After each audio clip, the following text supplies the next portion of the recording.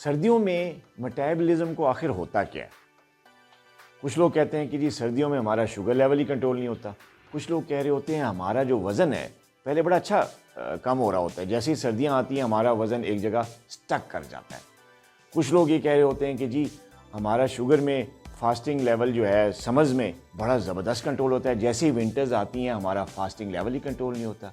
कुछ लोग पोस्ट मील sugar levels का रोना रो रहे होते हैं। तो आज हम बात करेंगे कि ये जो सर्दियाँ होती हैं आखिर इसमें मेटाबॉलिज्म को या हमारे लेवल्स को, शुगर लेवल्स को होता क्या है, जिसकी वजह से अक्सर डायबिटिक, चाहे वो टाइप 1 है, चाहे वो टाइप 2 हैं, प्री डायबिटिक हैं, मोटापे का शिकार है, किसी भी मेटाबॉलिक प्रॉब्लम का शिकार जो भी शख्स है वो विंटर्स में उसको परेशानी होती है अपने लेवल्स को कंट्रोल करने में, अपने वज़न को कंट्रोल करने में और मेटाबॉलिक रेट को कंट्रोल करने में। तो आज हम कुछ टेक्निकल बातें करेंगे जिसमें हम देखेंगे क्या वजह है कि विंटर्स में समर के मुकाबले में क्या ऐसी चीज़ें होती हैं जिसकी वजह से वज़न भी गिरना कम हो जाता है, शुगर लेवल्स बहुत आउट ऑफ कंट्रोल हो जाते हैं। आज हम इस पे बात करेंगे। देखिए दोस्तों, विंटर्स में 4-5 ऐसे प्रोसेस होते हैं बॉडी में जिसकी वजह से मेटाबॉलिज्म जो है वो स्लो डाउन हो जाता है। थ्रोम्बोजेनेसिस होती है जिसकी वजह से शुगर लेवल्स भी बढ़ते हैं, लिपिड लेवल्स भी बढ़ते हैं और कई और हार्मोनल चेंजेस बॉडी में होती हैं। आज हम वो डिस्कस करेंगे। नंबर 1, सबसे पहली चीज़ ये होती है कि जो बेसल मेटाबॉलिक रेट होता है इंसान की बॉडी का, वो इंक्रीज़ कर जाता है क्योंकि जिस्म को बैरूनी सर्दी को काबू करने के लिए, जिस्म को का जो दर्जा हरारत उसको ऊपर करने के लिए, थोड़ा गर्म करने के लिए उसको बेसल मेटाबॉलिक रेट को थोड़ा फास्ट करना पड़ता है, जिसकी वजह से internal body regulation, temperature regulation होती है, जिसकी वजह से बेसल मेटाबॉलिक रेट बढ़ जाता है, मेटाबॉलिक रेट बढ़ जाता है। दूसरी तब्दीली जो विंटर्स में होती है वो ये होती है कि जो एक कॉर्टिसोल हार्मोन्स होता है, एक हार्मोन होता है कैटेकोलामिन्स। ये दोनों हार्मोन्स विंटर्स में इनका लेवल बढ़ जाता है। अब इसकी वजह से क्या होता है कि जो इंसुलिन सेंसिटिविटी होती है वो डिक्रीज़ कर जाती है। अब इंसुलिन सेंसिटिविटी डिक्रीज़ करने से होता क्या है, एक तो डायबिटिक्स में जो इंसुलिन रेजिस्टेंस होती है ख़ासतौर पर टाइप 2 में और प्री डायबिटिक्स में वो बढ़ जाती है, यानी जो ग्लूकोज है वो सेल के अंदर एंट्री उसकी बहुत ज़्यादा कम हो जाती है। तो क्या होता है, ब्लड में शुगर लेवल बढ़ जाता है। दूसरी चीज़ ये होती है कि जो हमारा लिवर होता है उससे ग्लूकोज प्रोडक्शन हो जाती है, यानी हेपेटिक प्रोडक्शन ऑफ ग्लूकोज वो बढ़ जाती है इसी कॉर्टिसोल और कैटेकोलामीन हार्मोन की वजह से, क्योंकि विंटर्स में ये बढ़ जाते हैं। अच्छा, अब इस पूरी प्रोसेस का रिजल्ट क्या होता है, शुगर लेवल्स बढ़ना शुरू हो जाते हैं। तीसरी चीज़ विंटर में क्या होती है कि हमारी फिजिकल एक्टिविटी कम हो जाती है। ज़ाहिर है सर्दियाँ होती हैं, अक्सर लोग कहते हैं कि सर्दी है ना सुबह वॉक होती है ना इवनिंग में वॉक होती है और दिन का दौरानिया छोटा हो जाता है, रात लंबी हो जाती है, ठंडी होती है, तो इसलिए एक्सरसाइज या फिज़िकल एक्टिविटी बहुत ज़्यादा कम हो जाती है। कुछ लोगों में तो बिल्कुल ही ख़त्म हो जाती है फिज़िकल एक्टिविटी, जिसकी वजह से शुगर लेवल बढ़ जाता है। अच्छा, इस फिज़िकल एक्टिविटी की वजह से इंसुलिन रेजिस्टेंस पे भी फ़र्क पड़ता है कि फिज़िकल एक्टिविटी, एक्सरसाइज से इंसुलिन रेजिस्टेंस कम होती है, सेंसिटिविटी इंसुलिन की बढ़ती है, शुगर लेवल कंट्रोल होता है। जैसे एक्सरसाइज कम करते हैं विंटर्स में तो इंसुलिन रेजिस्टेंस बढ़ जाती है, सेंसिटिविटी कम हो जाती है, ग्लूकोज लेवल बढ़ना शुरू होता है। तो ये तीसरी बड़ी तब्दीली होती है बॉडी में विंटर्स में। चौथी चीज़ क्या होती है, वो ये होती है कि जो वाटर इनटेक है हमारा वो कम हो जाता है। ज़ाहिर प्यास ही कम लगती है। जब वाटर इनटेक कम होता है तो डायबिटिक्स, ख़ास तौर पे वो डायबिटिक्स जिनका शुगर लेवल हाई होता है उसकी वजह से पेशाब ज़्यादा आता है। जब पेशाब ज़्यादा आता है तो ऑलरेडी पानी का इनटेक कम है, यूरिन ज़्यादा आ रहा होता है, तो बॉडी में डिहाइड्रेशन होती है। अक्सर लोगों को आपने देखा होगा या आपको भी महसूस हुआ होगा अगर आप डायबिटिक हैं कि सर्दियों में मुँह खुश्क रहता है।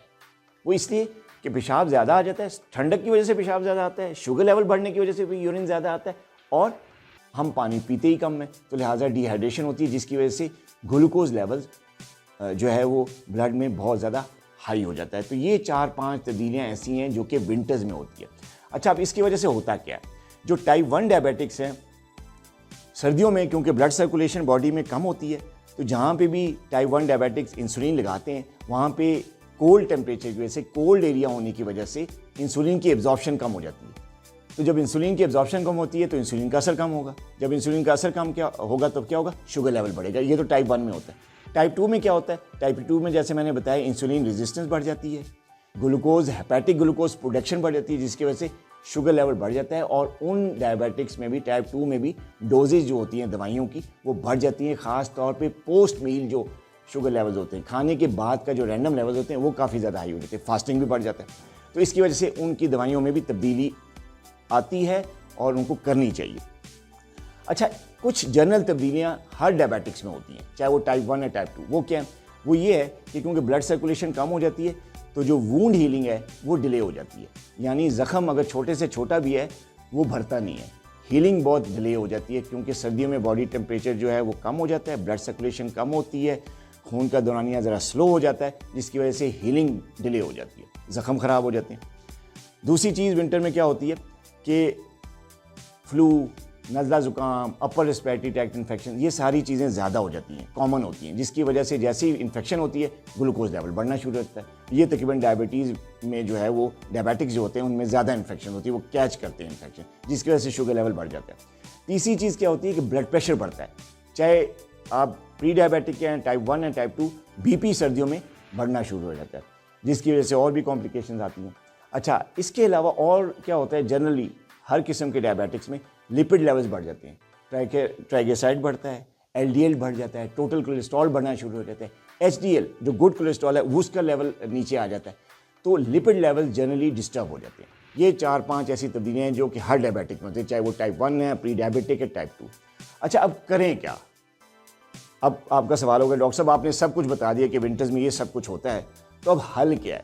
अब हम बात करते हैं कि इन सारी चीज़ों का सलूशन क्या है, विंटर्स में क्या हम ऐसा करें कि इन सारी चीज़ों से बच जाएं, हमारा शुगर लेवल भी कंट्रोल में रहे, हमारा वज़न भी ज़्यादा ना बढ़े, और बल्कि अगर हम वेट कंट्रोलिंग डाइट पे तो हमारा वज़न कम हो, स्टक ना करे।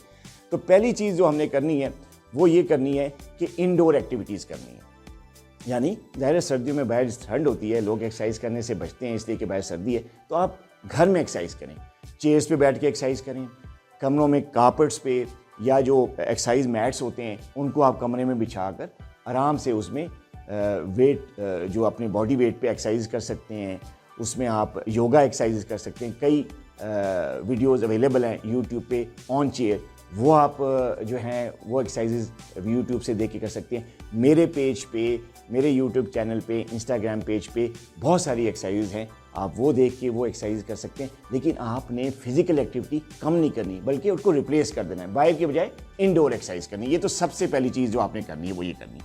दूसरी चीज़ ये करनी है आपने कि क्योंकि विंटर्स में भूख ज़्यादा लगती है, और इस भूख लगने की वजह ये होती है कि जो एक गट हार्मोन होता है जो एडिपोज टिश्यू सिक्रीट करते हैं वो होते हैं लेप्टिन। ये जो लेप्टिन होती है ना, इसकी वजह से जो दिल में जो इंसान के दिल चाहता है कि वो खाए, और क्रेविंग्स होती हैं, ख़ास तौर पे मीठे की और चिकनाई वाले खाने की क्रेविंग्स ज़्यादा बढ़ जाती हैं। अब विंटर्स में डायबिटिक्स को क्या करना होता है, वो खाएं, उनको भूख लगेगी ज़ाहिर, तो उनको खाना चाहिए प्रोटीन वाला खाना। प्रोटीन इंटेक जो है वो ज़्यादा करनी चाहिए उनको। और प्रोटीन्स में क्या लेने हैं, आप गोश्त ले सकते हैं, आप बारबेक्यू वाले चीज़ ज़्यादा इस्तेमाल कर सकते हैं। इसके अलावा जो दालें हैं बड़ी हेल्दी प्रोटीन्स होती हैं, दालों का सूप, दालों खाली खाना चमचे से दालें, इसका इंटेक ज़्यादा करें। इसकी वजह से क्या होगा कि एक तो आपकी क्रेविंग्स ख़त्म होंगी, आपका पेट भरा भरा रहेगा, और आपका शुगर लेवल नहीं बढ़ेगा और ना ही वेट बढ़ेगा। तो आपने प्रोटीन डाइट को अपनी डेली जो रूटीन है उसमें शामिल करना है। तीसरी चीज़ आपने क्या करनी, वाटर इंटेक ज़्यादा कर लेना है। आप जहाँ पे भी हों, ऑफिस में हों, स्कूल में हों, अपने किसी वर्कशॉप में हों, जो भी काम आप करते हैं, साथ आपके एक वाटर बॉटल होनी चाहिए, और वो आपने लाजमी वक्फे वक्फे से सिप ब सिप पानी का इंटेक जारी रखना है सारा दिन। मगरिब से पहले तक आपने अच्छा खासा पानी पी लेना है। मगरिब के बाद भी पीते रहना है, लेकिन कम पिए मगरिब के बाद, क्योंकि इसके बाद जब आप सोएंगे तो यूरिन ज़्यादा आएगा। अगर शाम के टाइम भी पानी पिएंगे तो यूरिन की वजह से आपकी नींद डिस्टर्ब हो सकती है, जो कि एक और फैक्टर होगा शुगर ना कंट्रोल होने की वजह से। तो पानी का इंटेक आपने ज़्यादा करना है। तीसरी चीज़ आपने क्या करनी है कि मॉनिटरिंग करनी है। सर्दियों में आप बेशक समर्स में आपका शुगर कंट्रोल होता है, मॉनिटरिंग कम करें, ना करें शुगर लेवल चेक, लेकिन विंटर्स में आपने अपना रेगुलरली जो है शुगर लेवल चेक करना है। ग्लूकोमीटर से दोस्ती पक्की कर लेनी है विंटर्स में, ताकि फास्टिंग लेवल हो, कभी खाने के बाद का लेवल हो, कभी खाने से पहले का लेवल हो, ये लाजमी इन चेक रखें, ताकि अगर आपको लगे कि शुगर लेवल अब आउट ऑफ कंट्रोल हो रहा है तो फ़ौरन अपने मौलिद से रब्ता करें। पाँचवीं चीज़ क्या करनी है? पाँचवीं चीज़ आपने करनी है कि जो भी आपके डॉक्टर्स हैं, जो आपकी शुगर को मैनेज कर रहे हैं, जो आपका डायबिटोलॉजिस्ट है, उससे आपने विंटर्स में स्टार्ट होने से पहले ही और ड्यूरिंग विंटर आपने उससे राब्ते में रहना है, ताकि आपकी जो दवाइयों की डोजेजेस हैं उनको एडजस्ट किया जाए। और तकरीबन कोई 80-90% जो डायबिटिक्स होते हैं उनको विंटर्स में अपनी डोजेजेस को जो है रिवाइज़ ज़रूर करवाना चाहिए, ताकि जो मौसमी असरात जिनका जिक्र मैंने किया उसकी वजह से जो है वो उनका जो शुगर लेवल है वो हाई होता है, वो कंट्रोल हो सके, डोजेज की वजह से भी और एक्सरसाइज की वजह से भी। तो अपने डॉक्टर के पास आपने विंटर्स में लाजमी विजिट्स करने हैं, ताकि डोजेज जो है दवाइयों की, चाहे वो ओरल ले रहे हैं चाहे वो इंजेक्शन ले रहे हैं, उनको रिवाइज़ किया जा सके। मुझे उम्मीद है कि इन सारी चीज़ों पे अमल करके आप इस सर्दी में और आइंदा आने वाली सर्दियों में आप सेहतमंद रहेंगे, सर्दियाँ भी इंजॉय करेंगे और शुगर भी नहीं बढ़ेगा।